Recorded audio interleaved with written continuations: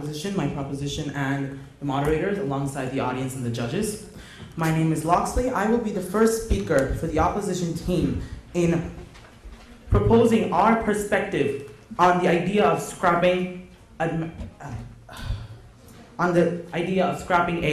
alongside with the second speaker who will further supplement on affirmative action, and our third speaker who will be doing most of the rebuttals and consolidating our ideas, and the fourth speaker will finally summarize and finally close the case against this horrendous idea of being able to close affirmative action.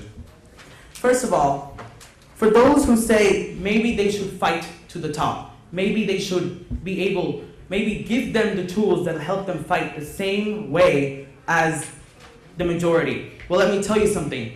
In many scenarios, the minorities and the majorities may have had the same exact tools to fight for their right to gain opportunities, gain jobs, gain the education they deserve, and however may so, they may often lose it simply due to the fact that the majority may be the preferred one. And without AA, it's not near impossible, but it is a long struggle for them to be able to get into the same education, the same jobs, and the same opportunities as the majority. And why not make use of affirmative action? Here they are the minorities. Point of information. Denied.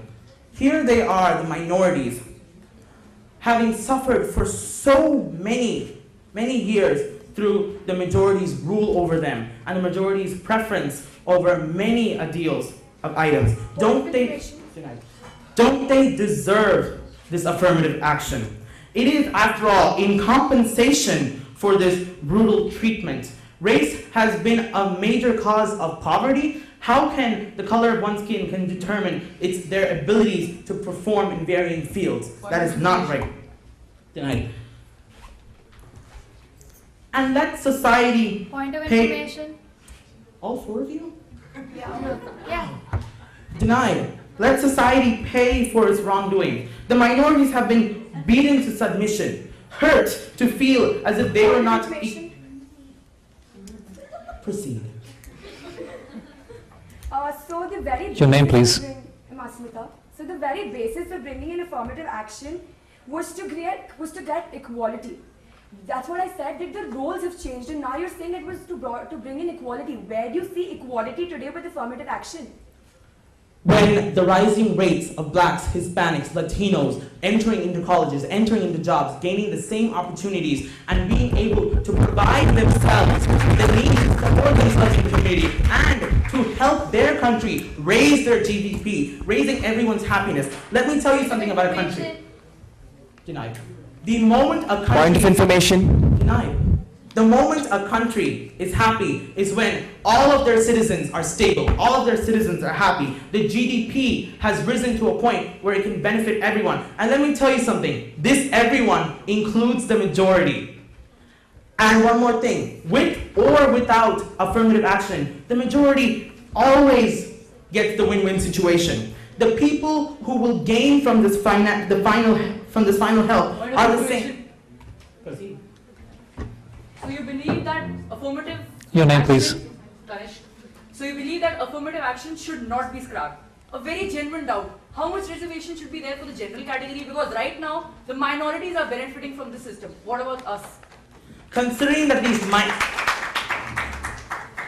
First of all, to classify yourself as a majority shows that you see someone out there as a minority, which is in fact a form of discrimination. And I feel sad for you. Second of all, Point of information. denied. I'm still answering the first point of information. And considering that the minorities are given rates of percentage of allocation in 20%, 30%, will not make the majority any less stronger. They are always culturally accepted, the majorities, in any country you go to. The minorities need to become stronger because the majorities are already stronger. This is not going to be helped. It's not going to be helped if the majority comes down. It's going to only be helped if the minority comes up. And you saying that the majority will be brought down is completely ridiculous. Point of information. Denied. And let's go into a specific aspect. If we're going to start examples, we need to go into specific aspects. Now let us think about education.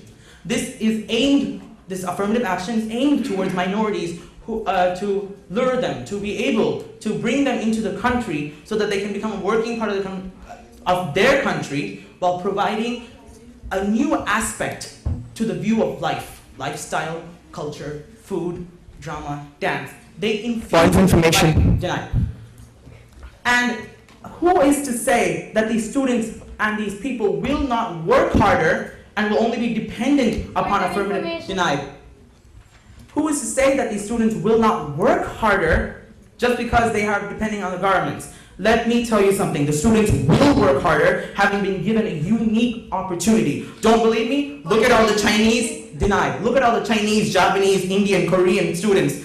Or rather, look at their parents who have taught them to work hard to receive their best and to be given this unique opportunity to use it to their might and to be able to further climb the ladders, not above the majority, just as equal as the majority. And besides, what is wrong with the minority finally being the majority? Hasn't there been so many years where the majority has enjoyed exclusive point of information denied? Sorry to use this exclusive term, but white privilege. Haven't they enjoyed it far enough? Isn't it time for the minority to finally feel some credibility in this community? Point of information. Denied. Let us look at the stereotypes purported in our music and in our TV and in our books given over by Western cultures, where black women are always working 2 jobs, and Indians all the time own 7-Elevens. They're taxi drivers, or they're shopkeepers. Why is that so? Because they came to this country with a demand for education. They may have gone to different countries hoping for better dreams, but instead they couldn't achieve it due to the color of their skin or the accent they speak in. That is not the way to go. How many of you here have seen Deadpool? Guess on the not raising hands? Oh, one raising hand, thank you. And if you notice, the taxi driver named Dopinder, aptly an Indian name, is seen giving Deadpool free rides all the time. And the only thing he receives in the form of payment is high fives. Of course, the only thing he receives in payment is high fives. Because here is a white Canadian sitting in his taxi with 2 katanas sticking out of his back. And if he knows that if he asks for payment, he will get literally shredded to pieces. This is exactly how majority-minority has worked for all these 100 years, with the minority cowering under the majority with their weapons and their privileges, able to beat them into submission. So isn't it finally time for the majority to use these weapons as not weapons, but rather tools to uplift the minority? Let's not break down the minorities, let's break down the obstacles for the minorities. The majority should have just as enough play into making sure that the minorities gain access as the minorities do to help themselves gain the same access. For a long time, this majority has had unspoken, unwritten affirmative action. And so I would so like to end my speech by saying they have every right to deserve affirmative action. Thank you.